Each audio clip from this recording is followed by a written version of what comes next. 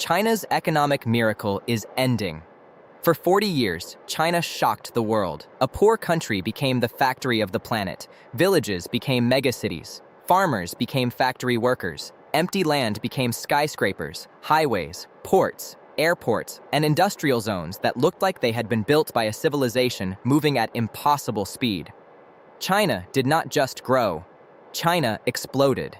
And for decades, the world looked at China and asked one question: how did they do it? But now something has changed, and the consequences could affect every country on Earth. Because this is not just a story about China.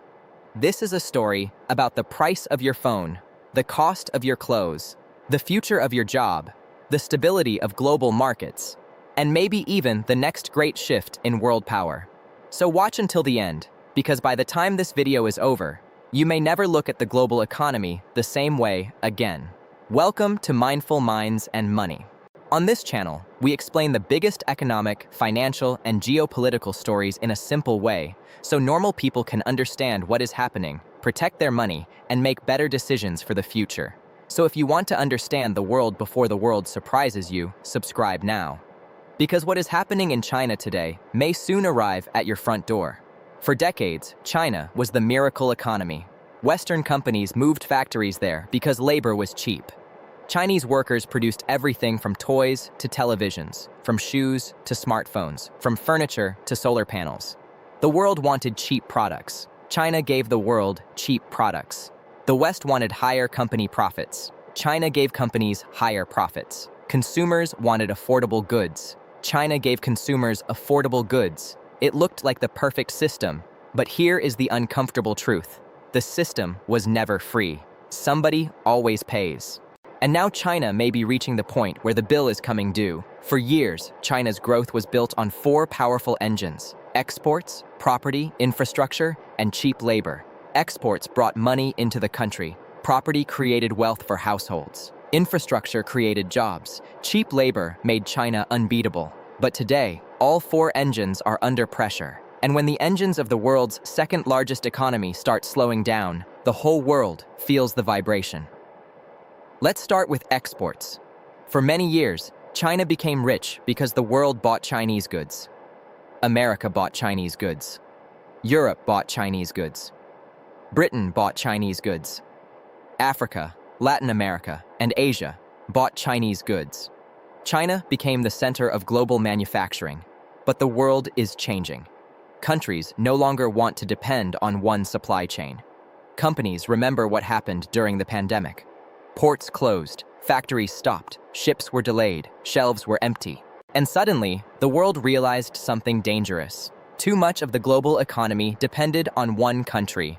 Now factories are moving. Some are moving to Vietnam. Some are moving to India. Some are moving to Mexico. Some are moving back closer to Western markets. This does not mean China disappears. Not at all. China is still a manufacturing giant. But the era when China was the automatic first choice for every factory may be ending. And that matters. Because when factories move, jobs move. When jobs move, wages come under pressure. When wages come under pressure, people spend less. And when people spend less, the economy starts to feel cold. That brings us to the second engine: property. For years, property was one of China's greatest wealth machines. Families bought apartments not just to live in, but as investments. Developers borrowed heavily. Local governments sold land. Construction created millions of jobs. Steel, cement, glass, furniture, appliances, transport, banking, everything was connected to property. Property was not just a sector, it was the heartbeat of the Chinese economy. But then the heartbeat started to weaken. Developers became too indebted. Apartments were sold before they were finished. Some buildings were built but never occupied. Some projects stopped halfway. Families began to lose confidence. And when people lose confidence in property, something very dangerous happens. They stop believing that tomorrow will be richer than today. That is when an economy changes psychologically. Because economics is not just numbers. Economics is emotion. It is confidence. It is belief. It is the feeling that if you work hard today, your life tomorrow will be better. For decades, that belief powered China. But now, many ordinary Chinese families are asking a different question. What if the future is not better? That question is dangerous. Because when people feel uncertain, they save. They do not spend. They delay buying a home. They delay having children. They delay starting a business. They delay taking risks. And when millions of people delay life decisions at the same time, the entire economy slows down. This is why weak consumer confidence is so important. A country can build bridges. A country can build airports. A country can build skyscrapers. But if ordinary people are afraid to spend money, the economy cannot truly recover. And this is one of China's biggest problems today. The government wants more domestic consumption. But people cannot be forced to feel confident. You can give discounts. You can promote shopping festivals. You can encourage people to spend. But if people are worried about jobs, property prices, wages, and the future, they hold back. They protect themselves. And that is exactly what many people are doing. This is where the story becomes global. Because if Chinese consumers spend less, companies around the world feel it. Luxury brands feel it. Car companies feel it. Technology companies feel it. Commodity exporters feel it. Countries that sell iron ore, oil, copper, food, machinery, and luxury goods to China feel it. China's slowdown does not stay inside China. It travels. It travels through trade. It travels through shipping. It travels through currencies. It travels through stock markets. It travels through the price of raw materials. And eventually, it reaches normal people. That is why this story matters to you, even if you live thousands of miles away, even if you have never visited China, even if you do not invest in Chinese stocks. China is inside your life.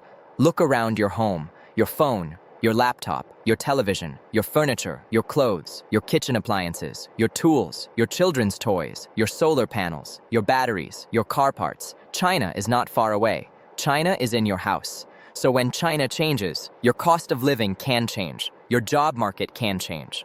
Your investments can change. Your pension can change. Your future can change. Now, let's talk about the third engine, infrastructure. China built at a speed the world had never seen before. High-speed rail, massive highways, modern airports, entire new cities, industrial parks, ports, bridges, power stations. This was one of the great economic stories of modern history. But infrastructure has a limit. At the beginning, every new road creates massive value. Every new railway connects markets. Every new city creates opportunity. But eventually, the country reaches a point where building more does not create the same return. A bridge to nowhere does not create prosperity. An empty apartment block does not create wealth. An unused railway station does not create demand. And that is the trap. When a country gets addicted to building, it can become difficult to stop. Because construction creates jobs. Construction creates GDP. Construction supports local governments. Construction supports banks. Construction supports industries. But if the building no longer creates enough real value, the country ends up with debt instead of wealth. And debt is patient. Debt waits. Debt does not scream at first. Debt whispers. Then one day, it starts shouting. This is why China's local government debt matters. Many local governments depended heavily on land sales and construction-related revenue. But when property weakens, that revenue weakens too. And when local governments are under pressure, they have less power to stimulate growth, less money for projects, less money for services, less money to support the economy. This creates a cycle. Property slows, local revenue weakens, investment slows, jobs weaken, consumers spend less, then property weakens again. This is how economic miracles do not always collapse suddenly. Sometimes they fade, quietly, slowly. Then, all at once, people realize the old model no longer works. And that brings us to the fourth engine, cheap labor. For decades, China had a huge young workforce. Millions of workers moved from rural areas into cities. They filled factories. They built infrastructure. They powered exports. They made China competitive. But demographics are changing. China is aging. The workforce is no longer expanding the way it once did. Young people are facing intense pressure. Jobs are harder to find. Housing is expensive. Marriage is expensive. Children are expensive. Life feels uncertain. And when young people feel trapped, they do something every economy fears. They stop dreaming big. They stop spending big. They stop taking big risks. They choose survival over ambition. That is dangerous for any country, because the future of an economy is not only factories and money, it is the confidence of young people. If young people believe they can build a better life, the economy has energy. If young people believe the system is stacked against them, the economy loses oxygen. And this is one of the biggest psychological shifts happening in China. The old promise was simple: work hard, move to the city, buy an apartment, build a family, become richer than your parents. But for many young people, that promise feels weaker now. And when the promise weakens, the miracle weakens. Now, let's be careful. This does not mean China is finished. That would be too simple. China is still powerful. China still has enormous industrial capacity. China still leads in many areas: electric vehicles, batteries, solar panels, manufacturing, infrastructure, and increasingly advanced technology. China is not disappearing, but the China story may be changing. And that is the key. The old China was about unstoppable growth. The new China may be about slower growth, heavier debt, weaker consumption, property stress, and geopolitical pressure. That is not the same story. And markets do not like when the story changes. For decades, investors believed China would keep growing fast. Companies believed Chinese consumers would keep getting richer. Governments believed China would keep absorbing raw materials. But what happens if China's growth is lower for longer? What happens if Chinese consumers remain cautious? What happens if property does not recover quickly? What happens if global companies continue moving factories elsewhere? What happens if tariffs and trade tensions continue? What happens if the world's factory no longer produces the same miracle? Then the entire global economy must adjust. An adjustment is painful. Some countries may benefit, Vietnam may benefit, India may benefit, Mexico may benefit. Some Western manufacturers may benefit, but many others may suffer. Commodity exporters may suffer, luxury brands may suffer, shipping companies may suffer, investors may suffer. And ordinary people may suffer through higher prices, job uncertainty, or weaker growth. This is the part most people miss. When people hear China slow down, they think it is far away, but it is not far away. It is connected to everything. A slowdown in China can reduce demand for oil. It can reduce demand for copper. It can reduce demand for iron ore. It can hurt global company profits. It can shake stock markets. It can pressure currencies. It can change inflation. It can change interest rate expectations. It can change the balance of power between nations. And that is why this is bigger than just China. This is about the end of one global economic era. For 30 years, the world enjoyed the China dividend: cheap goods, cheap labor, cheap manufacturing, rising corporate profits, low consumer prices, globalization. But if that era is ending, the next era may be very different: more expensive, more fragmented, more political, more unstable, more localized, and maybe more dangerous. Because when economies slow, governments face pressure. When young people struggle, societies become tense. When property wealth disappears, families feel poorer. When countries lose confidence, politics becomes harder. And when great powers feel economically pressured, the world becomes more unpredictable. This is why China's economic miracle ending is not just a finance story. It is a human story. It is the story of workers who built the modern world, but now worry about their future. It is the story of families who saved for apartments that may never rise in value the same way again.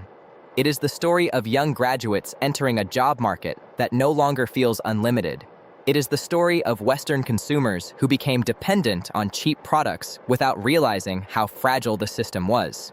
It is the story of governments that assumed globalization would last forever.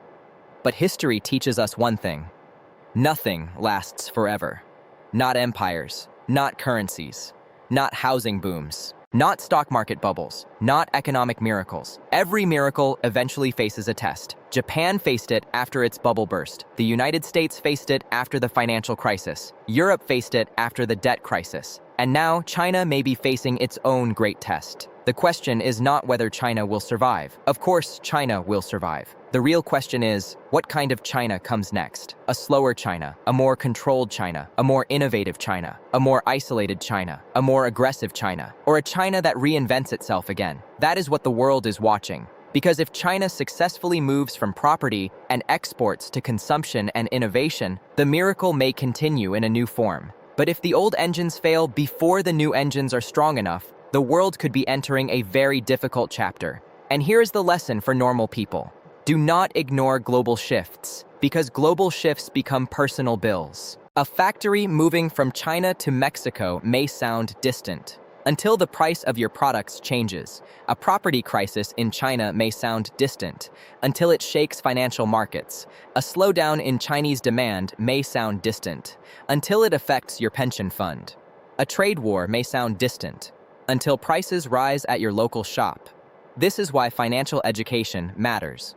Not because we can predict everything, we cannot, but because understanding the direction of the world gives you time to think, time to prepare, time to make better choices, time to avoid panic, and time to protect what you have worked so hard to build. So what should normal people watch now? Watch Chinese property. If property keeps falling, confidence may remain weak. Watch youth unemployment and wages. If young people struggle, consumption will struggle. Watch exports. If the world buys less from China, factory pressure rises. Watch factory relocation.